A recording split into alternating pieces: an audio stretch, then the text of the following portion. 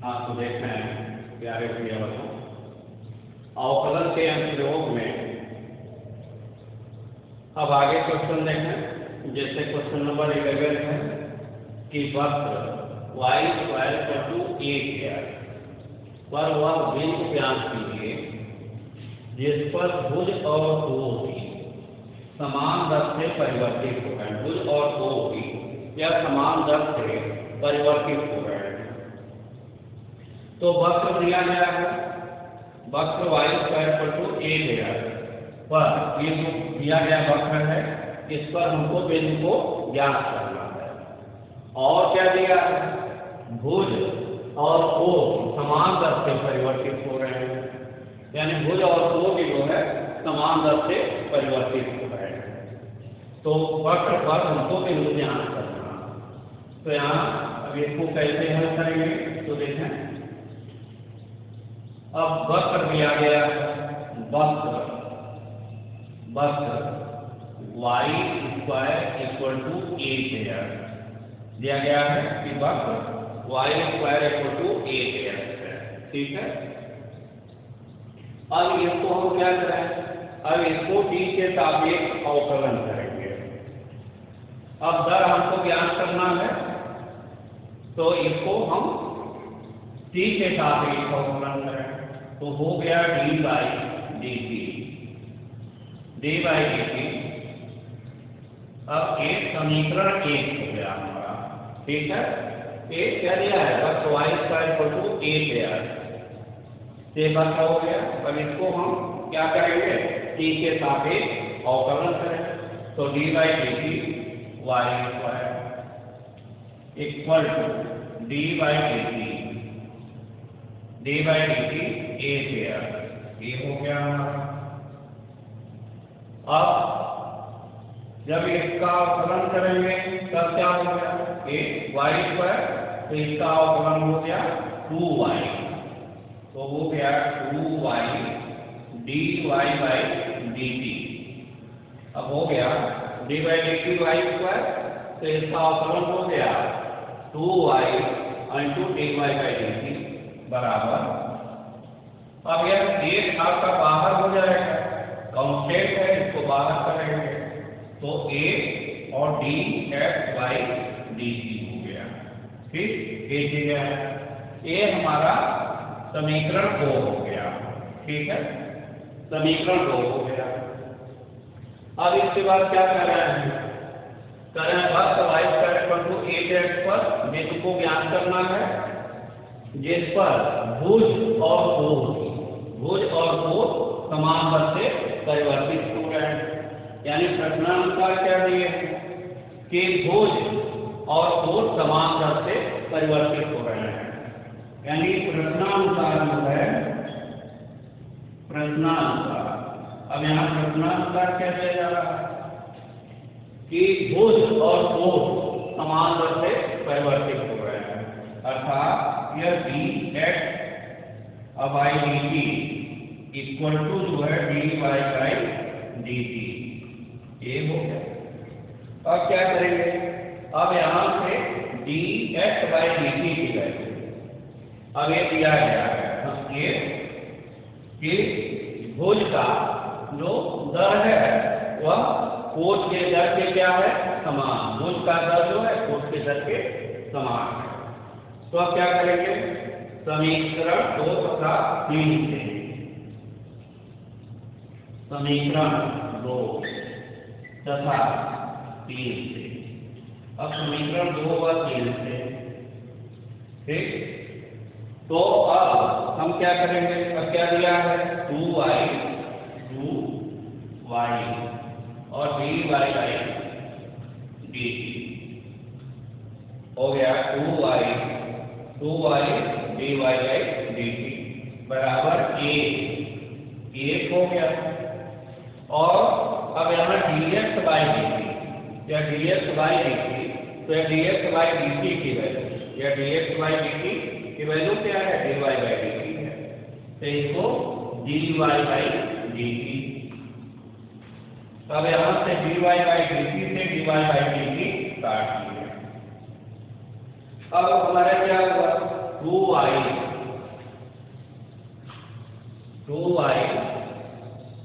Equal to क्या बचा a, अर्थात y इक्वल टू a।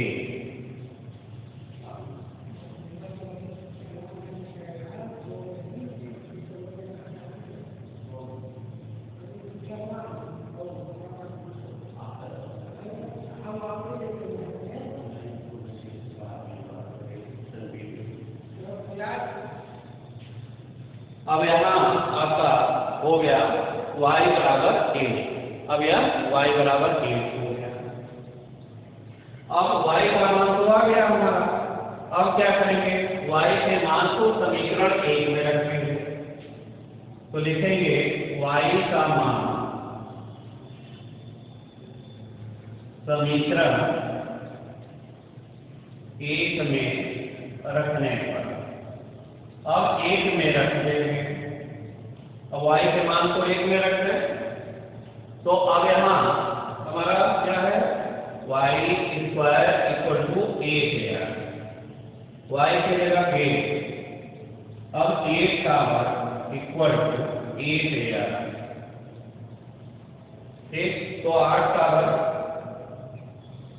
अब y की वैल्यू क्या आ गई, अब 2y 1 में।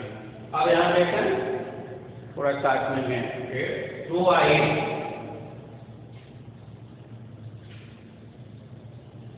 देखें 2y बराबर 8 हो गया। तो y बराबर क्या हो गया 8/2। 2y बराबर 8 हो गया तो y बराबर क्या होगा 8 इसके बटे आ गया, तो 2 चौके 8, तो हो गया 4। y बराबर हमारा क्या आ गया, y बराबर 4 हो गया। अब y के मान को हम किस में रखेंगे, समीकरण 1 में रखेंगे। तो y स्क्वायर को तो 8 है, तो y की जगह क्या मान आया 4। 4 का वर्ग बराबर 8x। अब ये 4 का वर्ग बराबर 8x। अब यह 8 इससे बच जाएगा, तो x बराबर होगा ये 16/8। 16/8, 8 दूनी 16, 2 हो गया। इसलिए बिंदु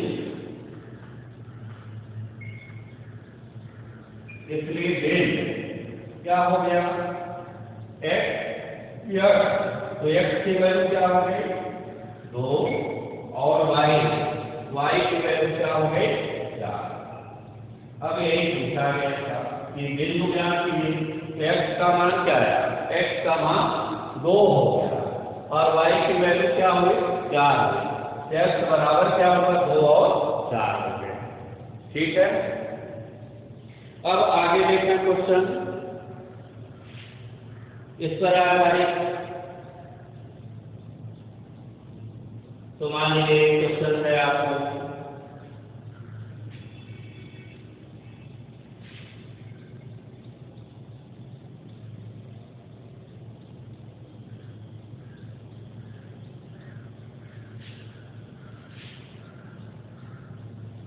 क्वेश्चन दिया गया है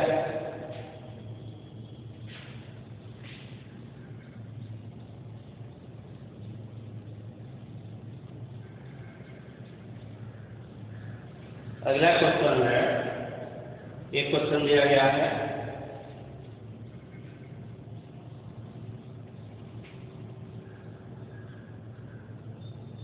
देखिए जैसे 17 है कि किसी वस्तु की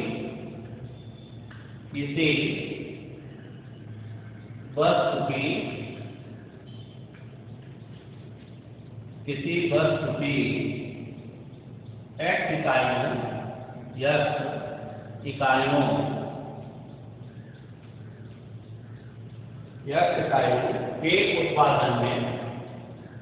के उत्पादन में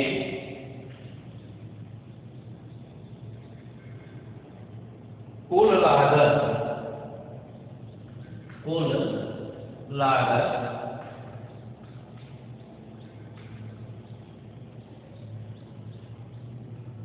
कुल लागत सी एस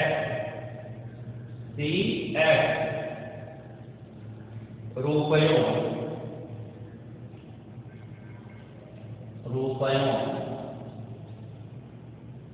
में। अब यह सी एक्स की वैल्यू दी गई है 0.05 x3 फिर माइनस 0.02 x² प्लस 30 x और प्लस 4000 से प्रदर्शित की गई है प्रदर्शित की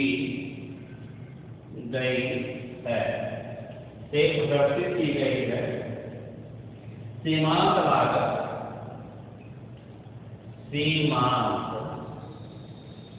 लागत ज्ञात कीजिए। सीमांत लागत ज्ञात कीजिए।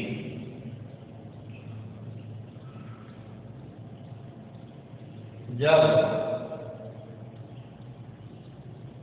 6 इकाई उत्पादित की जाती है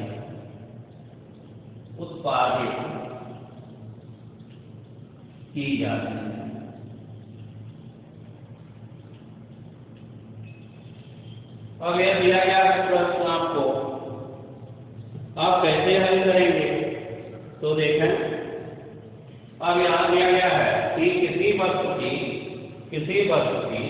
x इकाइयों के उत्पादन में कुल लागत Cx का मान A दिया गया है, Cx का मान A दिया गया है। तो हमको क्या ज्ञात करना है? सीमांत लागत ज्ञात करना है। ये सीमांत लागत ज्ञात करना है। तो इसको लिखेंगे। अब देखें कि Cx बराबर 0.05 x3 फिर माइनस 0.02 x² और प्लस 30x और प्लस 4000। ठीक, अब यह Cx का मान दिया गया है। ठीक है, ये Cx जो कुल उत्पादन हुआ है ये दिया गया है। अब हमको क्या ज्ञात करना? सीमांत लागत। अब यह सीमांत लागत इसको हमको ज्ञात करना है। तो इसको हम क्या करेंगे? x के सापेक्ष अवकलन करेंगे तो हो जाएगा सीमांत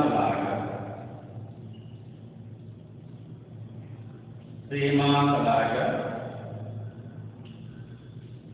ये dc by df बराबर क्या होगा? अब इस पूरे का अवकलन करेंगे d/df और यहाँ ब्रैकेट में 0.05 x³ माइनस 0.02 x² और प्लस 30x और प्लस 4000 ये हो गया। ठीक है, अब इसके बाद अब देखें, अब इसका एक कांस्टेंट हो गया, बाहर हो गया 0.05 ये हो गया। और अब क्या करेंगे? d/df x3 अब x³ का अवकलन करेंगे तो इतने का अवकलन जो होगा 3x² ये चीजें हो गए। x³ का अवकलन 3x² माइनस 0.02 और इंटू अब यह फिर x² का अवकलन करेंगे तो यह आपका हो गया 2x और प्लस ये 30 कांस्टेंट हो गया, ये बाहर हो गया और फिर x का अवकलन करेंगे। तो डी बाई डी एक्स ये 1 हो गया और प्लस अब डी बाई डी एक्स 4 था इसकी वैल्यू 0 हो गई। अब देखें अब ये हमारा हो गया अब 0.5 चौका 3 में किए तो 5 दिया 15 तो 0.15 एक्स स्क्वायर हो गया। ठीक है 5 दिया 15 तो 0.15 एक्स स्क्वायर होगा। फिर माइनस अब यह 2 दूनी 4 तो 0.04 हो गया एक्स और प्लस 3 और प्लस ये चीजें हो गया प्लस 0 यानी वही चीजें रह गया। अब ये हमारा मान क्या हो गया dt बाई dx का हो गया। अब यहाँ क्या दे रहे हैं कि अब सीमांत लागत ज्ञात कीजिए जब 6 इकाई अब यहाँ दे रहे हैं 6 इकाई उत्पादित की जाए 6 इकाई उत्पादित किया जाए अर्थात x बराबर 6 इकाई। जब x बराबर 6 इकाई होगा तब अब dt बाई डी कितना होगा 0 और 0.15 और x की जगह x स्क्वायर है तो x की जगह 6 रखेंगे 6 का वर्ग हो गया। फिर माइनस 0.04 और x की जगह पर 6 रखेंगे और प्लस 3 ये हो गया। अब इसको क्या लिख सकते हैं 0.15 ये हो गया और 6 का वर्ग 36 तो पूरे 36 हो गया और फिर माइनस 4 के 24 तो माइनस 0.24 हो गया। ये 15 ये 0.15 और 6 का वर्ग 36 हो गया तो यहाँ 0.1 बाई 2 36 हो गया। फिर माइनस 0 2 0.24 हो गया। ये चीजें हो गया 624 और प्लस 3। अब यहाँ क्या करेंगे तो अब यह 15 टका 90 हो गया 15 टका 90 के शून्य हाथ लगा 9 और 15 या 45 9 54 5.4 हो गया माइनस 0.24